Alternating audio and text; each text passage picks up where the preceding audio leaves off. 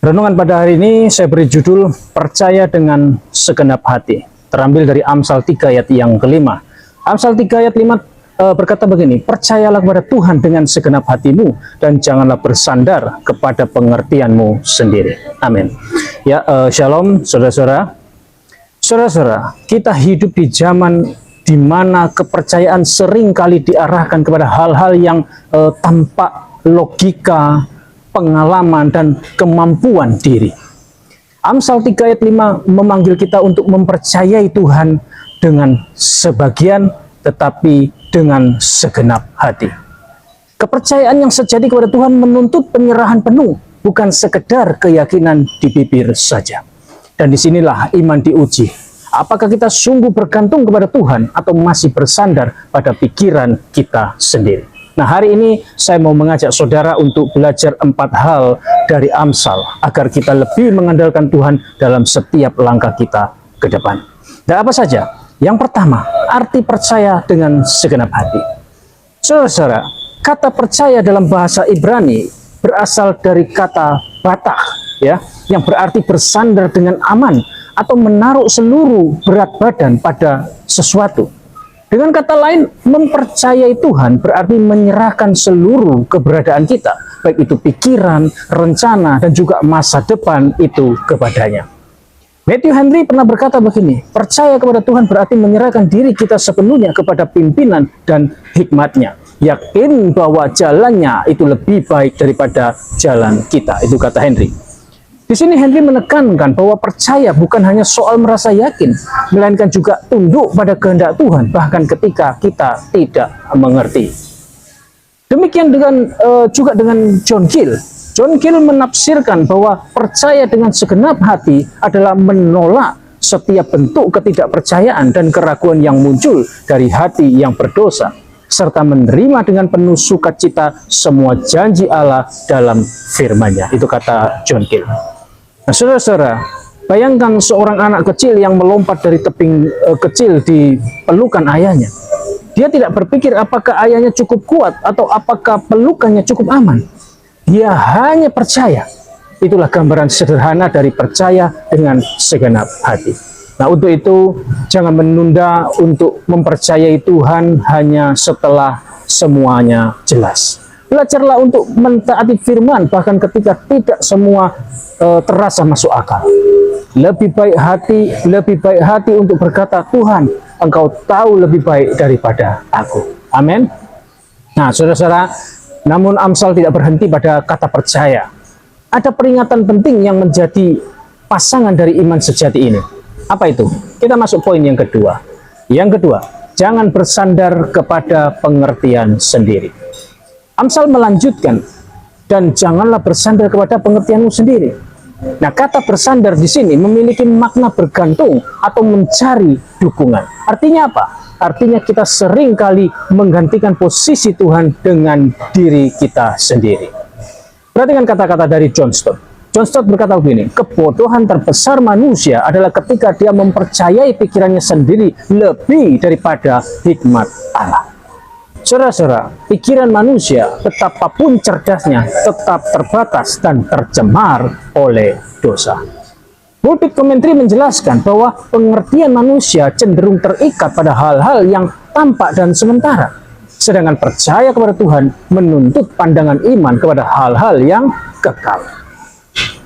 Nah, pernahkah Anda menggunakan GPS yang ternyata salah arah? Kita terlalu percaya pada petunjuknya hingga kemudian tersesat. Nah, demikian juga dengan hidup kita. Jika kita hanya bersandar pada logika manusia, akan membawa kita kepada jalan buntu. Tetapi Tuhan adalah petunjuk jalan yang tidak pernah salah arah.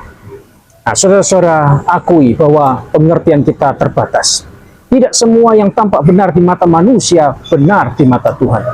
Saat logika dan iman itu bertabrakan, biarlah iman yang menang. Dalam keputusan penting, doakan dan mintalah hikmat dari Tuhan lebih dulu. Amin. Nah, saudara-saudara, setelah kita memahami dua sisi perintah ini, percaya sepenuhnya dan tidak bersandar pada diri sendiri, muncul sebuah pertanyaan penting. Pertanyaan apa? Pertanyaannya begini, mengapa Tuhan menuntut kepercayaan total seperti ini? Kita masuk pada poin yang ketiga. Yang ketiga, karena Tuhan layak dipercaya. Seorang penafsir bernama William Berkeley berkata begini, kepercayaan kepada Tuhan bukanlah lompatan buta, tetapi respon kepada karakternya yang sudah terbukti setia. Saudara-saudara, seluruh sejarah Alkitab membuktikan bahwa Allah selalu menepati janjinya, meskipun jalannya seringkali tidak dapat dipahami dan diselami oleh manusia. Abraham mempercayai Tuhan ketika dia berjanji akan memberinya keturunan di usia tua. Musa mempercayai Tuhan ketika dia memerintahkan untuk menyeberangi Laut Tebrau. Dan kita pun dipanggil untuk percaya kepada Tuhan yang sama, yang tidak pernah gagal dalam kesetiaannya. Untuk itu saudara-saudara, ingatlah kesetiaan Tuhan di masa lalu. Sebagai apa? Sebagai dasar percaya kita hari ini. Jangan biarkan pengalaman pahit itu merusak pandanganmu tentang karakter Tuhan. Perkuat iman dengan terus merenungkan janji-janji firman Tuhan. Kapan? Setiap hari. Amin. Nah, saudara-saudara, namun kepercayaan sejati bukan hanya soal pikiran dan keyakinan. Itu adalah sikap hati yang telah diubahkan. Karena itu, mari kita melihat sumber dari hati yang percaya sepenuhnya kepada Tuhan. Poin yang keempat. Poin yang keempat adalah hati yang percaya adalah hati yang bertobat. Saudara-saudara, kepercayaan sejati lahir dari hati yang telah disentuh oleh anugerah. Hati yang masih dikuasai dosa akan selalu ingin bersandar pada diri sendiri. Karena itu, langkah pertama menuju iman sejati adalah pertobatan. Tim Keller berkata begini, pertobatan sejati bukan hanya berhenti dari dosa, tetapi juga berhenti dari kepercayaan pada diri sendiri sebagai sumber kebenaran dan keselamatan. Itu kata Timothy Keller. Saudara-saudara, percaya dengan segenap hati berarti membiarkan Kristus memimpin seluruh arah hidup kita, termasuk meninggalkan cara-cara lama yang egois, sombong, dan penuh dengan perhitungan manusia. Amin. Amin. Kita tiba pada kesimpulan. Ada 4 hal dari Amsal yang dapat kita pelajari agar kita lebih mengandalkan Tuhan dalam setiap langkah kita. Apa saja tadi? Yang pertama, percaya dengan segenap hati. Yang kedua, jangan bersandar kepada pengertian sendiri. Yang ketiga, percaya karena Tuhan layak dipercaya. Yang keempat, hati yang percaya adalah hati yang bertobat. Saudara-saudara, percaya dengan segenap hati berarti menempatkan Tuhan sebagai pusat keputusan, bukan cadangan terakhir setelah semua gagal. Ini adalah kehidupan yang terus-menerus belajar bergantung kepada Allah, bukan pada diri sendiri. Percaya dengan segenap hati juga berarti menolak keangkuhan rohani, keinginan untuk mengendalikan hidup menurut pengertian kita. Seperti apa yang dikatakan oleh Albert Barnes. Albert Barnes berkata, kita akan lebih mudah mempercayai Tuhan ketika kita berhenti mencoba menjadi Tuhan bagi diri kita sendiri. Artinya apa? Artinya, iman sejati tumbuh saat kita menurunkan ego dan meninggikan kedaulatan Allah. Nah, hari ini Tuhan mengundang kita untuk berhenti bersandar pada diri sendiri. Datanglah kepadanya dengan hati yang jujur. Akui bahwa kita sering lebih percaya pada logika kita daripada hikmatnya. Bertobatlah dan biarkan Tuhan menjadi satu-satunya tempat sandaran hidupmu. Amin. Saudara-saudara, percaya kepada Tuhan dengan segenap hati bukanlah jalan yang mudah, tetapi itulah jalan yang pasti. Dunia akan terus mengajarkan kita untuk mengandalkan diri, tetapi iman sejati menuntut kita untuk bersandar hanya kepada Allah yang tidak pernah gagal. Amin.